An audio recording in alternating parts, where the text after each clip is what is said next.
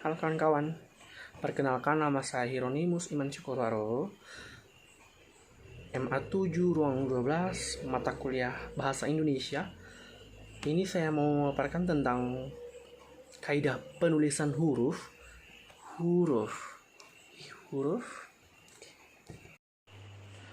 Oke, perlu kita tahu dulu adalah huruf adalah kalimat atau kata yang tersusun. Nah, jenis-jenis huruf ada beberapa dan ada beberapa contohnya.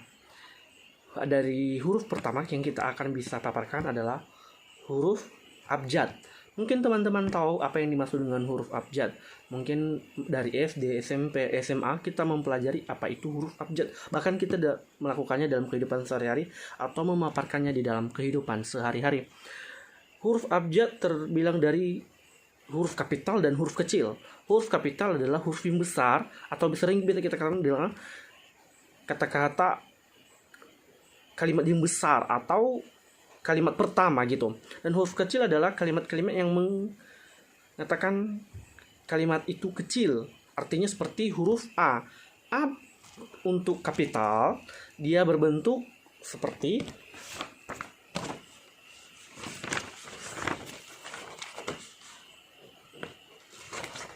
A begini untuk huruf kapital, dan untuk huruf kecil berbentuk seperti ini. Seperti ini kawan-kawan. Oke.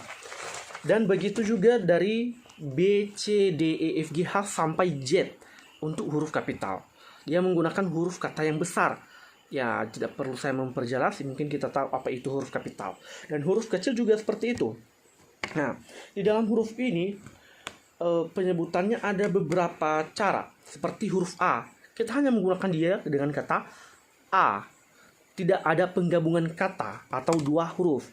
Berbeda dengan pembagian huruf kapital seperti huruf B. Dia menggunakan kata B dan E. Artinya dia menggabungkan dua kata. Yang selanjutnya kita pelajari adalah huruf vokal, yaitu huruf yang melambangkan vokal dalam bahasa Indonesia. Terdiri dari huruf A, E, L, O, dan U. Artinya dia tidak menggunakan huruf lain untuk tambahan penyebutannya. Seperti A, dia hanya menggantungkan dari satu huruf aja. A, E, B, E, maaf, A, E, I, O, U. Artinya dia hanya menggunakan satu kata. Satu huruf, tidak membutuhkan huruf lain untuk penyebutannya. Seperti A. Nah, contoh dari penggunaan huruf vokal ini yaitu seperti posisi awal, mungkin api. Nah, dia menggunakan kata A, api. Nah, untuk posisi tengahnya dia menggunakan seperti padi. Berarti kata A-nya berada di setelah P, berarti padi. Nah, untuk posisi akhir seperti penggunaan kata A yaitu lusa, L-U-S-A. Jadi lusa, penggunaan kata A-nya berada di akhir kata. Untuk selanjutnya kita akan mempelajari tentang huruf konsonan. Huruf yang melambangkan konsonan dalam bahasa Indonesia terdiri atas huruf-huruf pada tabel. Nah, seperti saya bisa menjelaskan di sini, dia mempunyai banyak tabel sebenarnya. Oke, maaf, tidak bisa terlihat. Nah, tapi di sini bisa kita ambil cara pemakaian katanya seperti pada posisi awal huruf B, berarti dia menggunakan kata B. Dia membutuhkan satu huruf lagi untuk penyebutan hurufnya. Seperti huruf konsonan gini, berarti B. Bahasa, berarti dia menggunakan kata B dulu. Berarti penggunaan kata bahasanya itu selanjutnya dari awal, berarti dia menggunakan bahasa. Nah, kalau di posisi tengah bisa kita ambil satu contoh, itu sebut. Nah, sebut. Nah, berarti B-nya tetap digunakan. Tapi untuk penyempurnaan semua, sebut. B. Kita tidak menggunakan kata E lagi, tapi untuk penyempurnaannya kita disebutnya sebut. Nah, untuk posisi akhir itu adab. Nah, adab ini bisa kayak gini. Adab, bukan ada B. Nah, enggak. Kita hanya menggunakan B. Adab. Nah, jadi untuk penggunaan kata huruf di konsonan ini tidak mesti ada tambahan. Tapi gimana ya cara jelasinnya? Kayak bahasa gini, bahasa bukan B. Nah, bukan penggunaan dengan kata tambahannya, tapi dengan penggunaan penyatuan semua hurufnya. Bahasa. Nah, oke. Nah, untuk seharusnya kita mempelajari tentang huruf diftong. Di dalam bahasa Indonesia terdapat diftong yang dilambungkan dengan ai, au, dan oi. Artinya, di dalam huruf ini seperti penggabungan dua kata. Dua kata yang huruf vokal seperti ai, a, dan i. Nah, seperti penggunaan contohnya yaitu ain atau malaikat, dia ada penggunaan kata ai, dan untuk selanjutnya dia penggunakan tarih, artinya dia tetap menggunakan kata ai. Nah, untuk keduanya adalah a dan u, berarti au. Nah, untuk au contohnya ada beberapa, yaitu aula, saudara, dia menggunakan s baru au, saudara. Dan untuk selanjutnya adalah harimau, huruf kata terakhirnya adalah a dan u. Nah, selanjutnya yaitu gabungan konsonan kh, ng, ny, dan se melambungkan satu konsonan seperti kh. Contoh katanya yaitu khusus, yaitu akhir. Untuk penggunaan selanjutnya yaitu huruf kapital. Biar saya jelaskan sedikit. Huruf kapital atau huruf besar dipakai sebagai huruf pertama pada awal kalimat. Seperti dia membaca buku. Berarti kita hanya menggunakan kata dia, huruf kapital, di awal kalimat. Artinya untuk selanjutnya, untuk membaca buku, kita hanya menggunakan huruf kecil. Jadi untuk kalimat kapitalnya kita hanya menggunakan di awal kalimat. Kedua, huruf kapital dipakai sebagai huruf pertama nama gelar, kehormatan, keturunan, dan keagamaan yang diikuti nama orang. Misalnya, Mahasaputra Yamin. Oke.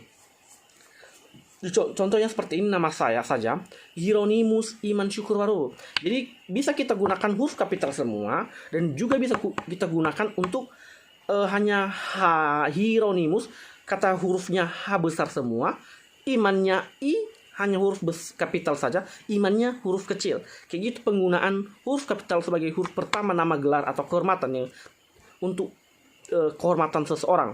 Ketiga adalah huruf kapital dipakai sebagai huruf pertama unsur singkatan nama gelar, pangkat, dan sapaan yang digunakan dengan nama sendiri. Oke, di sini kita akan menggunakan huruf kapital sesuai dengan pangkat atau gelar seseorang, seperti doktor. Bukan dokter ya, doktor artinya dr. Singkatan dari dr adalah doktor. Jadi dia hanya menggunakan kata kapital adalah dari awal kata, yaitu D besar, baru O-nya, O adalah huruf kecil, SE. Berarti udah disingkat jadi sarjana ekonomi. Dia hanya menggunakan singkatan dari S dan I besar, artinya huruf kapital semua. Selanjutnya adalah huruf miring. Huruf miring dalam cetakan dipakai untuk menuliskan nama-nama buku, majalah, dan surat kabar yang dikutip dalam tulisan. Misalnya, saya belum pernah membaca buku Negakertagama karangan Prapaca. Artinya di Negakertagama itu dia menggunakan huruf miring. Miring, hurufnya begini. Begini. Miring lah, pokoknya miring. Gitu dia. Dan bisa juga untuk penulisan alamat di kop surat, kita bisa menggunakan huruf miring di situ. Huruf tebal. Huruf tebal biasanya pakai untuk menulis judul buku, bab, bagian, dan daftar isi, daftar tabel, daftar pustaka, indeks, dan lampiran. Misalnya judul makalah. Kita menggunakan makalah dengan menulisnya di dalam sebuah Word, di dalam lembaran Word, menggunakan bold. Artinya kita tebalkan hurufnya berbeda dengan kata-kata yang lain, biar terlihat dia bahwa itu adalah judul. Seperti daftar isi, kita hanya menulis daftar isi dan isinya kita jangan bold. Berarti di bagian daftar isinya itu yang kita bold. Untuk penggunaan kata-kata ini mungkin hanya sampai di sini saja yang bisa saya jelaskan tentang kaidah penulisan huruf. Sebenarnya banyak yang bisa kita jelaskan, tapi mungkin di lain waktu akan kita memperjelas kembali tentang penulisan, kaidah penulisan huruf. Untuk di sini kawan-kawan, terima kasih kesempatan ini. Terima kasih juga buat Ibu dosen yang sangat baik dan memberikan pelajaran ini kepada kami sehingga kami bisa berkembang, bisa tahu sedikit tentang kaidah penulisan huruf, dan dengan cara ini kami bisa sedikit menangkap apa yang bisa kami paparkan di dalam video ini.